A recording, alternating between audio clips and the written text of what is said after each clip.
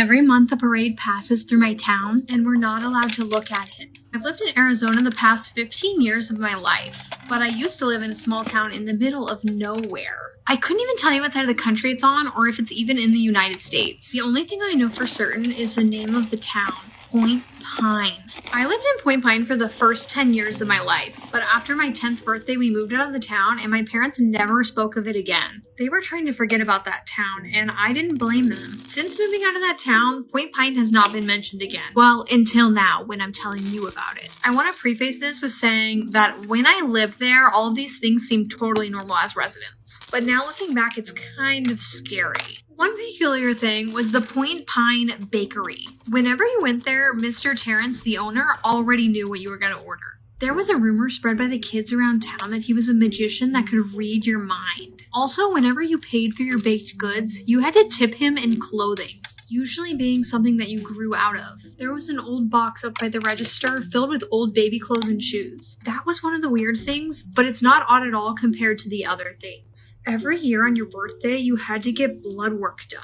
To this day, I still don't know what the point of that was. Another weird rule was everyone had to be up at 8:13 a.m. There were even speakers for an alarm that would go off at 8:13 a.m. all over town, like some kind of amusement park. When those alarms went off, parents would wake their children as fast as possible as if it was like a fire or something. But certainly one of the weirdest things that happened in Point Pine was the Point Pine monthly parade. It happened every month without fail, and it was never on the same date. Each month, a student from Pine Point was chosen to be in the parade. The weird thing about this parade is that we weren't allowed to watch it go by. Not on the streets, not from the windows, and not even on television. Anyways, I was telling you guys about how we're not allowed to watch the parade, and for the most part, we weren't even allowed outside when the parade was going on. But we always knew when the parade was about to start because it always started the exact same way. You would hear a chorus of voices, like a church choir. The melody wasn't familiar to me. It sounded like it could be a nursery rhyme or something similar to that. Once you heard the first note, you had 5 minutes to get inside. Well, one year around 4th of July, me and my friend Lee decided we were going to break the rules and watch the parade. Which, now that I think about it, I'm surprised more kids didn't try to do this, because when you tell a kid not to do something, obviously they're gonna do it. But we didn't know where it was gonna be, when it was gonna start, or the path it was gonna take around town, so we had to just wait. Around the 3rd week of the month, we heard the chorus start. Me and Lee looked at each other and darted off into the trees. Everyone else near us raced to the nearest building. This year, my sister's friend Reed was chosen to work the parade. We were crouching in the bushes when we heard the chorus of voices get louder and louder, and then Lee said, "Dude, I see it." He tried to straighten up to see what he was seeing, but I was always a short kid and I couldn't see over the brush. Then Lee said, "Oh no," and covered his head and ducked down, hiding from them. The last thing I told you guys was that Lee crouched down. I yelled to Lee, "I can't see anything." Then Lee goes, "Shh, they might see us." I froze with fear and I stopped moving until they were about to pass right in front of us. Then Lee dove to the ground. Lee screams, "Oh no," and gets in a cradle-like position. Then he covers his head with his hands. I looked at Lee and asked, "What?" "I saw her. I saw that girl," he yelled. That's when I realized he was talking about Reed. I tried to get up to see, but Lee pulled me down to the ground. Then he looked at me and he said, "You don't want to see it." I think this was the first time in all the years I've known Lee that he looked genuinely terrified. I turned my back on the parade and looked at Lee. I'd had enough. I asked him, "What did you see?" He looked at me and said, "Those things. They're eating her." But she doesn't even care. When Lee told me this, he started crying. At this point, part of me didn't even want to see what was going on with the parade. That's when I heard the singing get louder. The last thing I told you guys was the sound was getting louder. Then I started hearing them chant my name. I shut my eyes, but the voices continued for a few more minutes. At one point, Lee started wailing. I kept my eyes shut the entire time. After that, it continued along and made its way through town. Once we started to hear everyone get out of their hiding spaces, I leaned down to help Lee get up. But when he stood up, he kept his head down. "Lee, what's wrong?" I asked. I could hear him sniffling. So I asked him again, "Lee?" He finally responded as he lifted his head. It took my eyes. I will never forget that moment when he looked up at me with no eyes. The day after that, me and my family moved out of Point Pine. I never knew what became of Lee after that day. Just minutes after we left, my parents started to act like Point Pine never existed. And as far as I know, Lee was the only person to ever see what happened at that parade.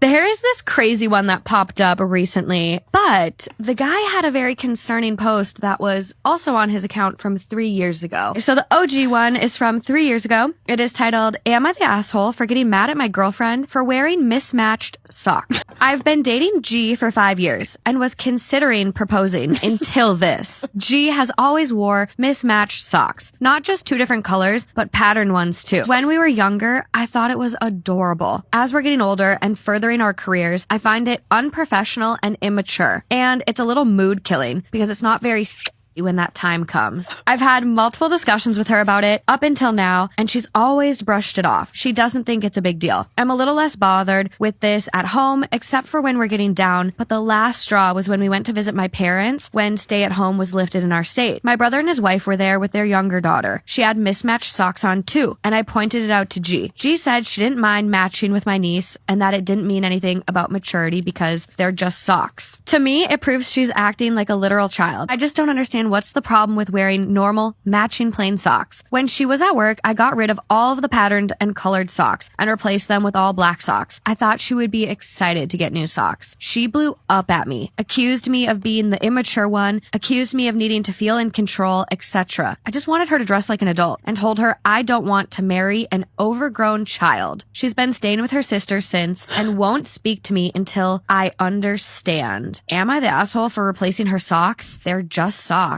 So it was posted 2 months ago. So they've been together for about 2 years, 8 months since the sock debacle. Am I the asshole for not shaving my pregnant wife and not giving her a spa day? Hello all. A couple of years back, I was seeking insight about my then girlfriend's mismatched socks. Comments were vicious, but useful. She did not leave me as some hoped, and we are married. The situation today. My wife, Gia, is heavily pregnant with our first. It's been tough on her, and I've tried to be as accommodating as possible until I can take leave and help her out full time until the baby is here. Gia has not been able to shave her intimate areas recently. As such, she asked me to do it for her. I told her no, and it escalated into a massive fight.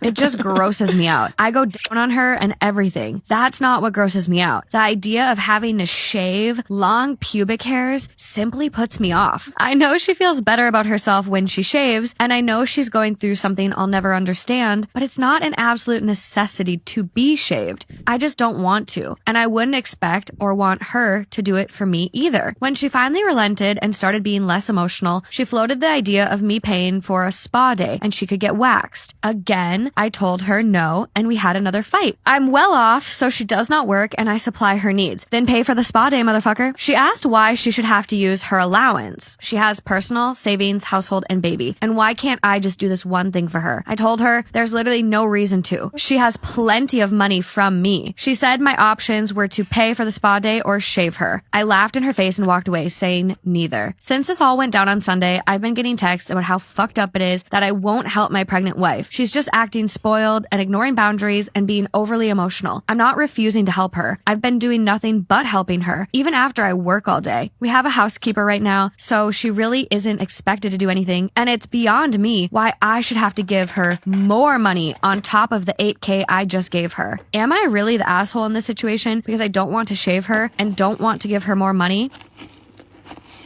My brother gave my disabled little sister a reality check and it caused her to have a breakdown. Story time. My parents have 3 kids, me, Maya and Sally. The problem child here is Sally. When she was born, she had some sort of medical condition that caused doctors to think that she wasn't even going to survive at all. My parents, granted, never gave up on her. They literally spent so much time and thousands of pounds on her treatments, and a miracle happened. She's obviously survived, but she now has some brain deformities which impede her ability to socialise. And since then, my parents have literally coddled Sally to death. Sally literally had to have the best things. But to be fair, Maya did take the brunt of it all. For some unknown reason, Sally was always in competition with Maya, and I am convinced that my parents pitted them against each other as well. If Maya had a doll's house, Sally had a bigger doll's house. And since then, Maya has literally been walking on eggshells around our parents. This one time, Maya once said that she had a crush on this guy, and what did Sally do? She only went and got with him in front of Maya. The last straw for Maya was when she was dating this guy in college. She brought him home to, meet the family, and she caught Sally and her boyfriend getting it on in the basement. Now that one was an absolute shitstorm. Now don't get me wrong, they did tell Sally off for like 2 days, but then in the end they were like, it would be wrong to separate these two lovebirds. So at that point, Maya lost it. She screamed at them, telling them that she had endured their abuse for years and she wasn't standing for it anymore. And that was the point where she cut off complete contact. It was a move that completely divided the family. Sally, however, didn't give a shit. She actually then went on to date the same guy that she'd got with in the basement, so Maya's ex. So in a nice turn of events, Maya did actually meet a really, really nice guy and they got married. Now Maya is pregnant with her first child. So my parents, obviously not wanting to miss out on their first grandchild, reached out to reconcile. And Maya was obviously skeptical, but she agreed. So this is where it goes down. My family has this big barbecue every year and we invite all of the family, or the distant family, everyone is there. And Maya, of course, came with her husband, Adam. Sally was also there with her now husband, which was in fact Maya's ex. And throughout the evening, Sally was trying to get close with Adam. When it came for dinner, my parents made their annual toast. Once they'd done, Sally stood up and she said some words. She said how she was so lucky to be there, that she'd almost died when she was younger. And this is something that she has said over and over again just to get pity. She then redirected to Maya and said, I know it must be really hard for you that your ex is now my husband, but thanks for the blessing, babe. And she said, I know it must be so hard for you to be here, knowing how hard it was for you to compete with me. But I applaud your bravery.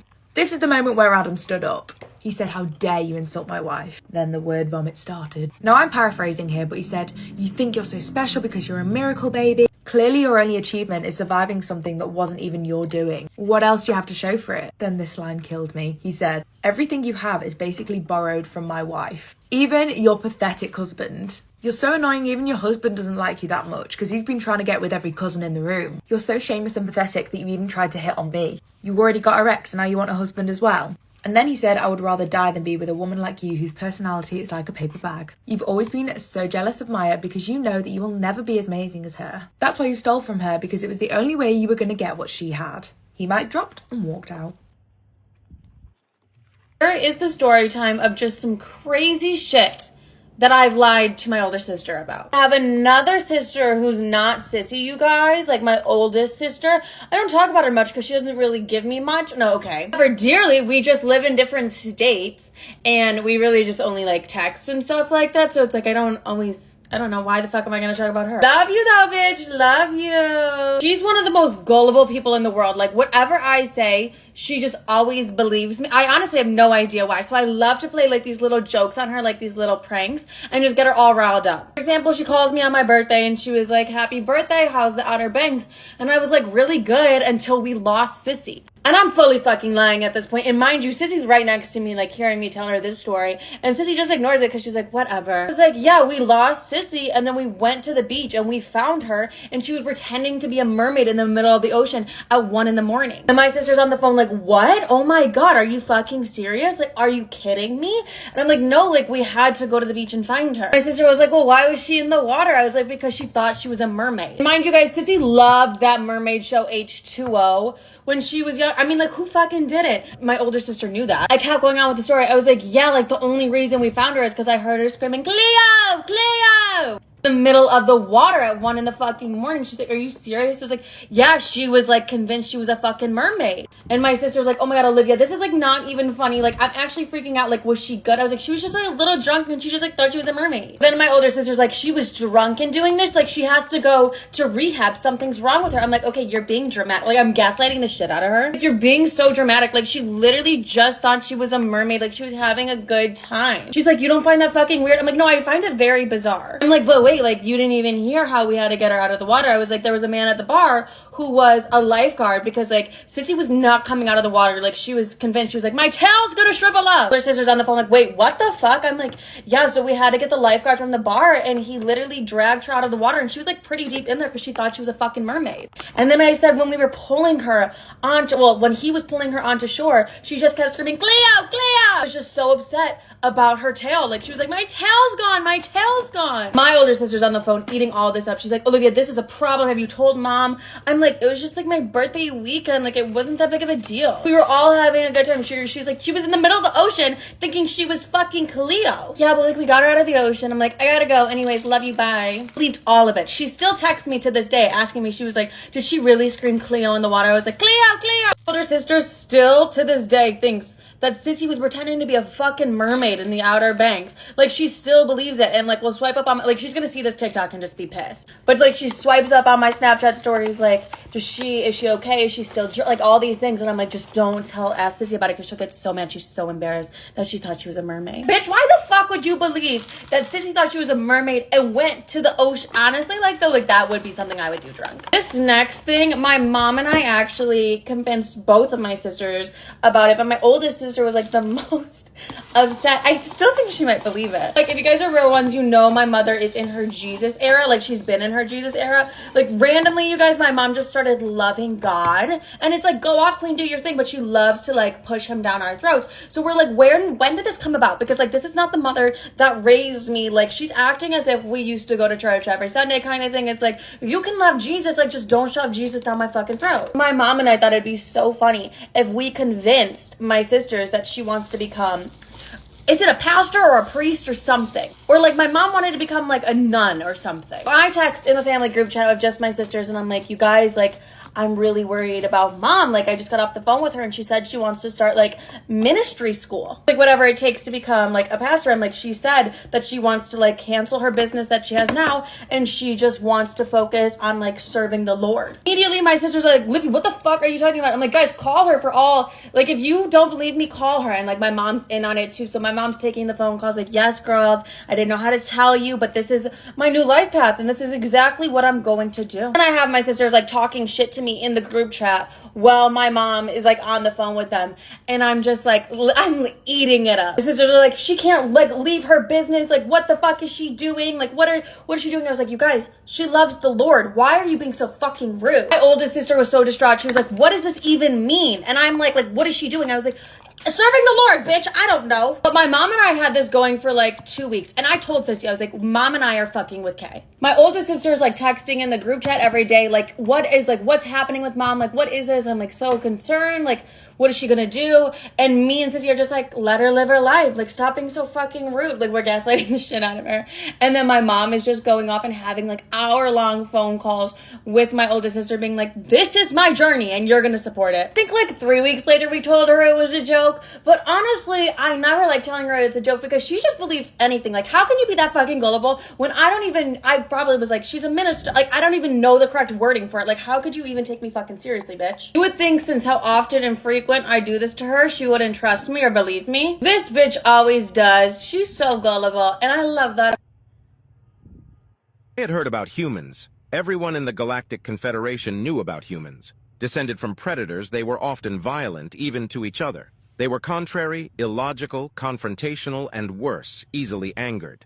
In the 300 Narns since the humans discovered FTL, they had dozens of armed confrontations with many peoples, including several Confederation members. Once, they had gone to war with a trade consortium because the Talong Hai had blockaded the Ublots' home system. A human cargo ship had contracts to deliver products to the Ublots, and when they attempted to do so, the Talong Hai destroyed them. The Talong Hai were unprepared for what happened next. Humans have a fetish for something they call free trade.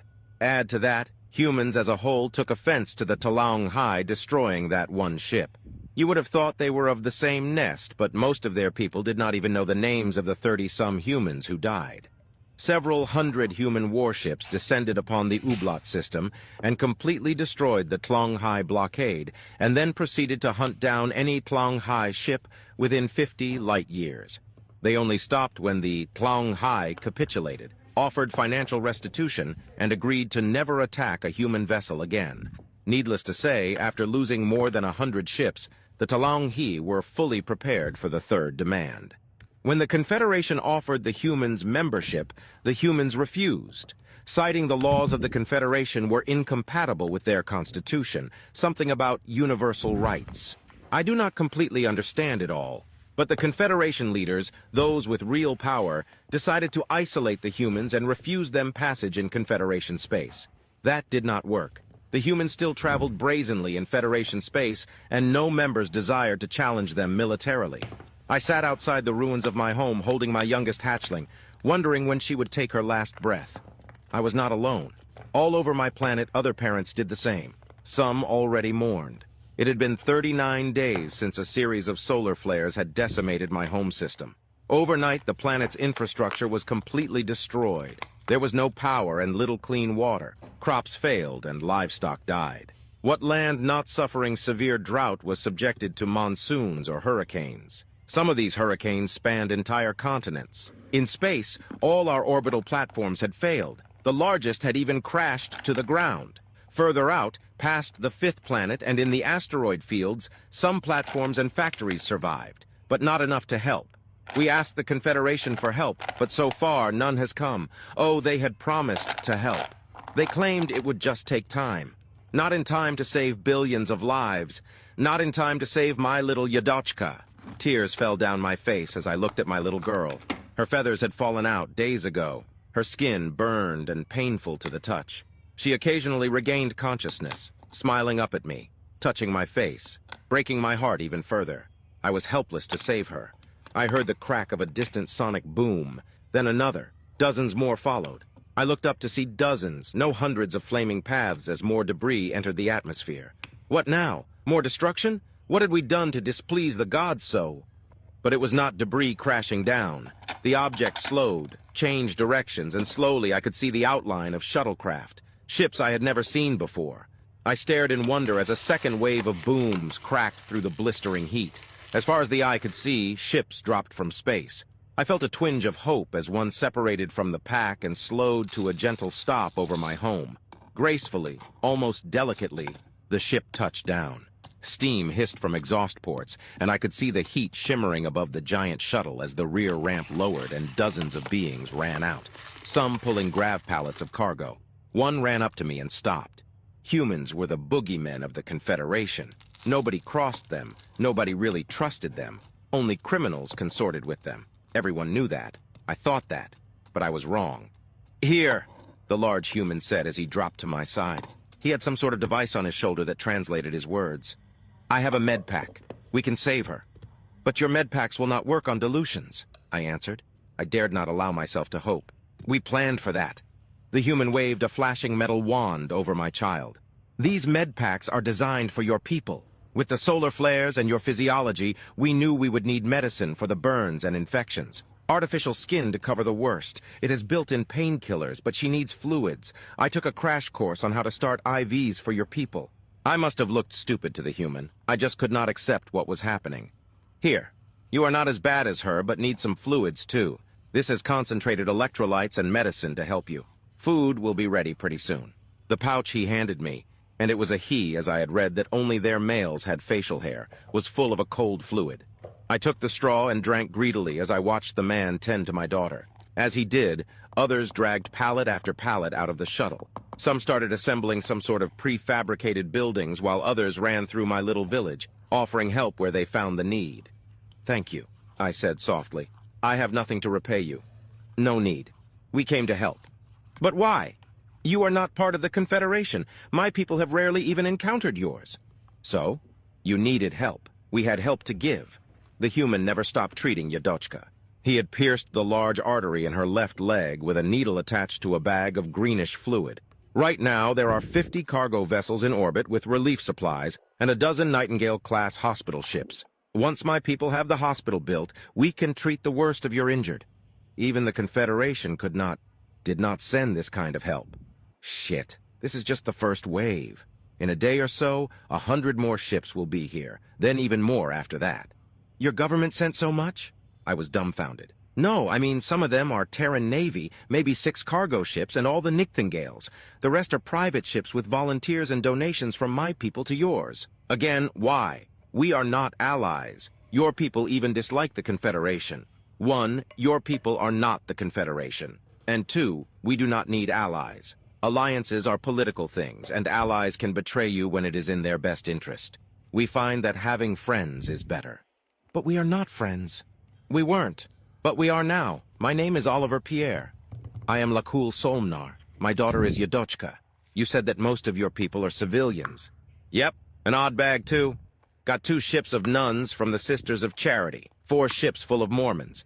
They always show up where there are disasters. 2 ships from New Damascus. They provided most of the medical supplies. About a dozen ships full of the crazy Vikings from New Osterland. They are the closest to your planet, and a bunch more. I still find it hard to believe just why you would help us. There is a saying among some of my people. We call it the golden rule. Do unto others as you would have them do unto you. Then there are others that believe in karma. Hell, old David over there was Boy Scout. He always says to do one good deed every day. I do not know this word, karma. It is a belief that the good or bad you do in this life determine your next one. Put simply, what goes around comes around. I don't quite know if reincarnation is real. But why take a chance, eh? I did not know what to think. It was also alien. Okay, I have Yodochka stabilized. We can move her to the hospital. She might need to go up to one of the ships for full treatment. These burns look pretty bad. The human carefully picked up my daughter as if she was a precious toy. My people were barely half the size of humans. I followed him as he trotted to this freshly built hospital. Everywhere I looked, humans were doing the same for others in my village. I felt hope for the first time in weeks. Yes, humans were a bit scary. They were huge and powerful. They were descended from predators. Maybe they are a bit prone to violence at the smallest provocation, or even contrary, illogical and confrontational. I say, so what? In our time of need, when our allies sent platitudes and empty promises, when the trade consortiums waited to pick over the corpse of our system, the humans sent help. Out of all the known peoples in the galaxy, only the humans showed up in our time of need. I tell you that the humans are also kind, compassionate, selfless, and even friendly, though I still do not understand their humor. Allies? The human was right. My people needed less allies and more friends. From this day forth, I would thank the gods for that lesson.